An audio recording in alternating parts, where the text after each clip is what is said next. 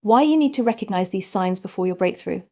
Good morning, SL, afternoon, SL, evening, everyone. I want to talk about something we all wrestle with, the moments before a breakthrough. You know, those times when life feels like it's stretching you, pushing you to your limits, and then just when you're about to give up, something shifts, something big happens. I've come to believe that before God hands us something big, something that will change our lives, He gives us signs, not in neon lights or skywriting, but in ways that challenge us, prepare us, and make us ready to hold the blessing when it arrives. Now, I don't know about you, but I like certainty. I like knowing what's next. But faith doesn't work that way, growth doesn't work that way. So let's talk about these 7 signs, because if you're seeing them, it means something big is on the way. Discomfort is not a sign that something is wrong. It's often proof that something is changing. Growth, by its very nature, requires stretching, shifting, and stepping into the unknown. Think about it.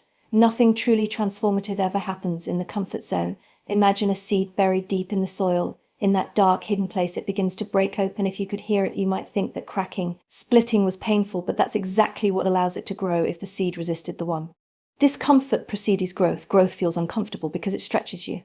Breaking it would never become the tree it was meant to be. The same is true for us when we are on the verge of receiving something bigger than we've ever had. Before we first have to become someone bigger than we've ever been before. That process is uncomfortable. We feel uneasy because the habits, relationships, and mindsets that once fit us perfectly no longer do. It's like trying to wear clothes 2 sizes too small. They no longer serve us, and we have to let them go. Discomfort can come in many forms. It can feel like frustration, like nothing is moving fast enough. It can feel like restlessness, as if your soul is pushing you towards something you can't quite define yet. It can feel like resistance, where fear makes you want to shrink back to what's familiar, even though you know deep down that you were made for more. But here's the thing, discomfort isn't a punishment, it's an invitation. Hot me.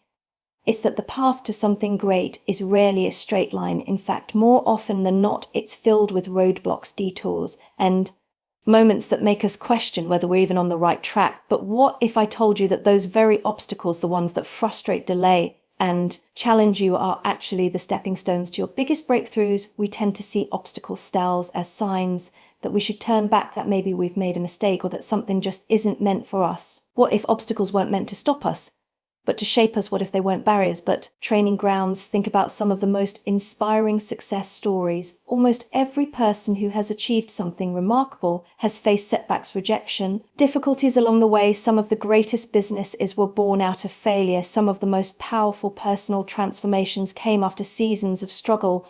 Why? Because obstacles force us to think differently. They make us stronger. They prepare us for the weight of the blessing that's coming. Imagine you're on a journey and suddenly you hit a roadblock. You can't go forward the way you originally planned. You have 2 choices. You can sit there frustrated, believing that the roadblock means the journey is over, or you can take a step back, look around, and find a new way through. That new way might lead you to something even better than you had planned. God often allows obstacles not to punish us, but to redirect us. He sees the full picture when we only see a small part. What feels like rejection may actually be protection. What feels like a delay may actually be divine timing. That door that didn't open, maybe it wasn't meant for you, because there's a better one ahead. The key is to shift your perspective.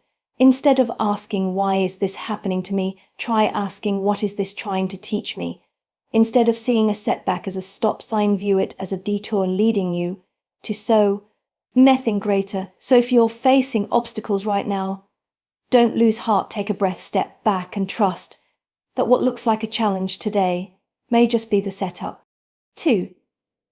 Obstacles are often opportunities in disguise. Challenges are not barriers, but stepping stones for your breakthrough tomorrow. The very thing that seems to be standing in your way might just be leading you to something bigger than you ever imagined. There's a kind of loneliness that doesn't come from being alone, but from feeling like you're outgrowing the world around you. Have you ever been in a room full of people, still felt distant, disconnected, like something in you was shifting while everything else stayed the same? If so, you might be in a season of divine isolation, a season where God is pulling you away, not to punish you, but to prepare you. At first, isolation can feel unfair. You might wonder why certain friendships no longer feel the same, why people who used to be in your corner suddenly seem distant, or why the places and activities that once brought you joy no longer do. It's tempting to try to hold on to force old connections to fit into your new reality. What if this isolation is actually God's way of making room for something greater? Throughout history, we see examples of people being set apart before they step into something big. David was alone in the fields, tending sheep,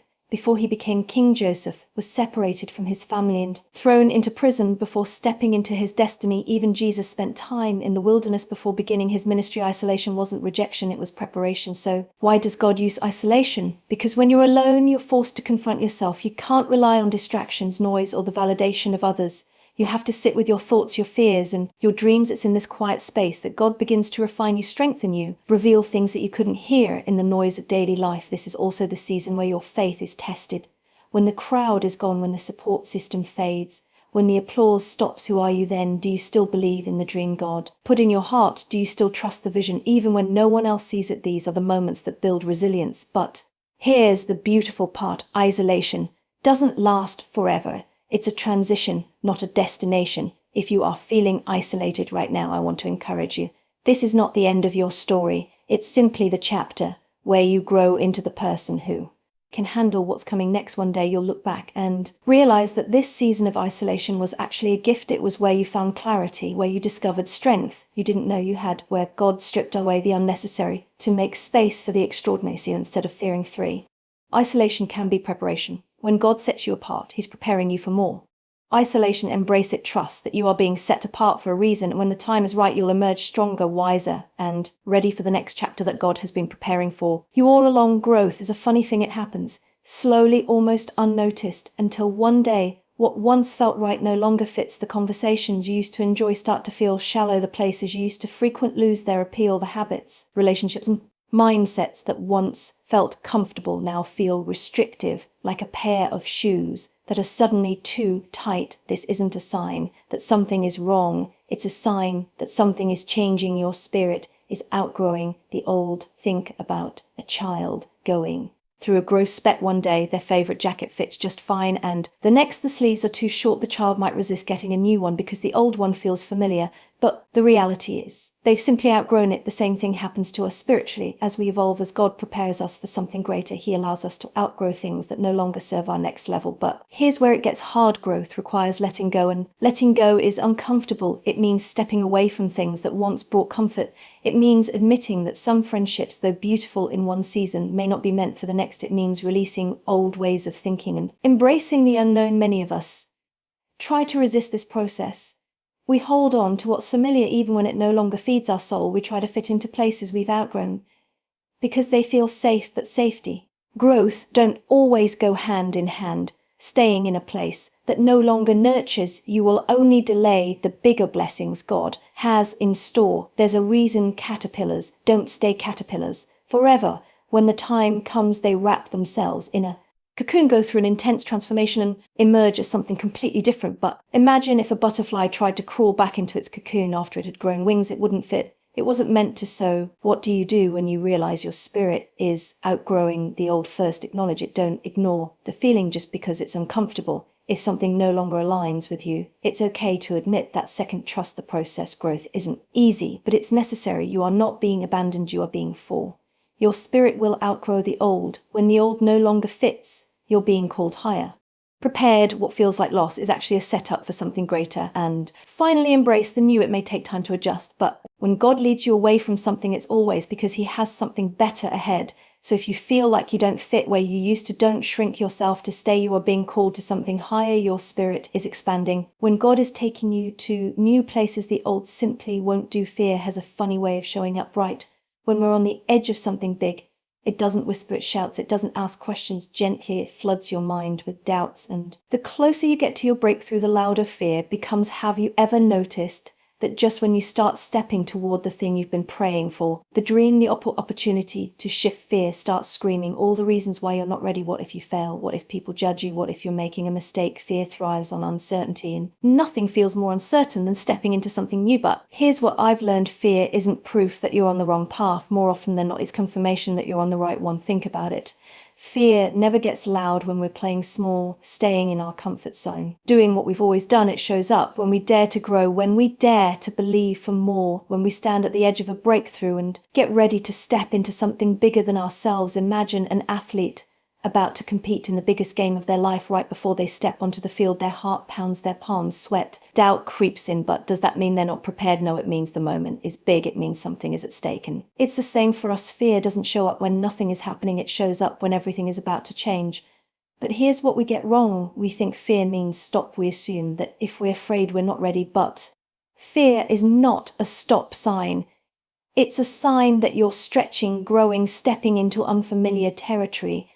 It's a sign that you're about to break through. Some of the greatest moments in your life will be the ones that scared you the most, taking that new job, starting that business, walking away from something comfortable but unfulfilling, saying yes to something that feels bigger than you. And in those moments, fear will try to convince you to turn back, but if you do, you might miss the very thing you were meant for. So, how do you move forward when fear was screaming? First, recognize it for what it is. Fear doesn't fight. Fear gets loudest before the breakthrough. Fear means you're closer than ever to something big.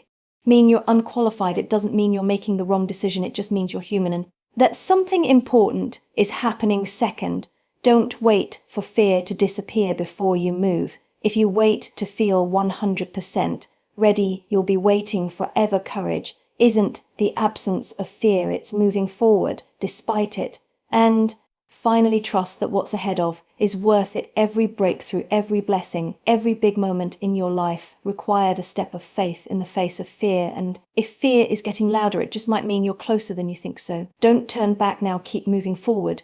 Because right on the other side of fear is everything you've been waiting. There comes a point in every journey where effort alone is no longer enough. You've prayed, you've planned, you've done everything you know to do, and yet, the breakthrough hasn't come, the door hasn't opened, the answer still isn't clear. It's in this moment when frustration is at its peak, when exhaustion sets in, when doubt starts creeping into the cracks of your faith, that God whispers the one thing we resist the most: let go. Surrender is one of the hardest things to do because it feels like giving up. We equate surrender with quitting, with losing control. But what if surrender isn't about losing? What if it's about making room for something bigger? Think about a child holding onto a small broken toy. They grip it tightly because it's all they know. It's familiar even though it's not working anymore. What if the parent is holding something new, something better, waiting to give it to them? If only they let go of what's in their hands. That's what surrender looks like. It's the willingness to release what's broken, what's limited, what's limit working, so that God can place something greater in its place. When God is about to give you something big, he often requires you to surrender first, and that surrender usually happens in 3 areas. 1, surrendering control. We love control. We love knowing what's next, plan for every detail, making sure things go according to our timeline. But breakthroughs don't work that way. God's timing rarely matches ours, and when we try to force things, we can end up delaying the very blessing we're chasing. Look at Abraham. God promised him a son, but when the waiting got hard, Sarah took matters into their own hands, leading to complications that could have been avoided. But when they finally let 6, surrender is the final step. Letting go makes space for God's greater plan. Go and trusted God's timing. The promise came. Sometimes surrendering means accepting that the timing, the method, and the process are not up to us. 2, surrendering fear. Fear is one of the biggest barriers to receiving what God has for us. We fear failure, rejection, disappointment. We fear the unknown. But surrendering fear doesn't mean we stop feeling it. It means we stop letting it lead us. Remember when Peter walked on water?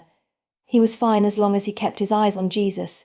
But the moment he focused on the waves, fear took over. He started sinking. Surrendering fear means choosing to trust God more than we trust our circumstances. It means believing that even if we can't see the full picture, God can. He is guiding us towards something greater. 3. Surrendering identity. This is a tough one. Sometimes surrender means letting go of who we thought we were, our old habits, our old way of thinking, even the labels we've placed on ourselves. We can't step into a new season while clinging to an outdated version of ourselves. Think of a butterfly. Before it can fly, it has to fully shed its old form. If it clings to being a caterpillar, it will never experience the freedom of wings. When God is calling you higher, he may ask you to let go of the things that no longer fit, whether it's relationships, mindsets, or old dreams that were good for one season but not meant for the next. The power of surrender. The moment we truly surrender is the moment we make space for God to move. It's the moment we stop striving and start trusting. It's the moment we exchange our limited plans for his unlimited possibilities. Surrender doesn't mean weakness. It doesn't mean passivity. It means standing in faith, knowing that God's plan is greater than our own. It means loosening our grip, not because we're giving up, but because we trust that what he has for us is worth the wait. So if you're at the point where nothing seems to be working, where you've done all you can do, where fear and frustration are knocking at your door, maybe it's time to surrender, not as a sign of defeat, but as a declaration of trust. Because when you finally let go, you'll realize that God has been holding something extraordinary for you all along. When God is about to give you something big, he doesn't just hand it to you, he prepares you for it. And that preparation often comes wrapped in discomfort, obstacles, isolation, change, fear, and surrender. You may find yourself 22. Conclusion. Your breakthrough is near. Keep going, keep trusting. In a season where nothing makes sense, where the things that once felt right now feel too small, where doors close, people leave, and uncertainty becomes your new reality. But I want to remind you of this: you are not being punished, you are being positioned. Discomfort means you're growing, obstacles mean God is redirecting you, isolation means he's setting you apart, outgrowing the old means you're being called higher. Fear means you're on the edge of something great. And surrender, that's the final step before the breakthrough. God is not asking you to have it all figured out. He's asking you to trust him, to keep walking, even when the path is unclear, to let go of what no longer tear, even when it's hard to believe, even when fear tries to convince you otherwise. So if you see these signs in your life right now, don't give up. Something big is coming, and when it arrives, you'll look back and realize that everything, the struggles, the waiting, the stretching, was necessary to make you ready for the blessing that was always meant to be yours. Your breakthrough is closer than you think. Keep going, keep trusting, because what's ahead is greater than anything you're leaving behind.